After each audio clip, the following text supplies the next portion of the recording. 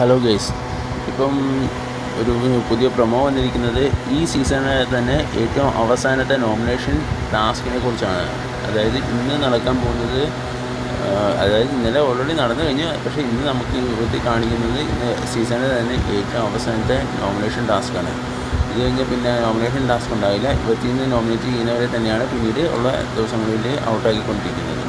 Okay, Sijo nominate ചെയ്യുന്നുണ്ട്, ജാസ്മിന് nominate ചെയ്യുന്നുണ്ട്, അഭിഷേകം നോറയ്ക്ക് നോമിനേറ്റ് ചെയ്യുന്നുണ്ട്, മുടിയൻ പിന്നെ സായിയെ നോമിനേറ്റ് ചെയ്യുന്നു. അതൊരു വ്യത്യസ്തമായി നോക്കുന്നുണ്ട്. അങ്ങനെ ശ്രീജു അങ്ങനെ ഉള്ള എല്ലാവരെയും നന്നായിട്ട് നോമിനേഷനൊക്കെ വരുന്നുണ്ട്.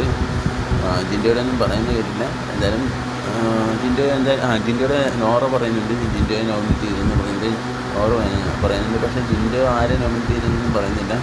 അത് സസ്പെൻസാണ്. സായിയുടെ അറിയില്ല ആരെയാണ് നോമിനേറ്റ് ചെയ്യുന്നത്. എന്തായാലും രണ്ടുപേരെ വെച്ചാണ് ഇവർക്ക് നോമിനേറ്റ് ചെയ്യാനുള്ള അവകാശം ഉണ്ടായിരുന്നത്.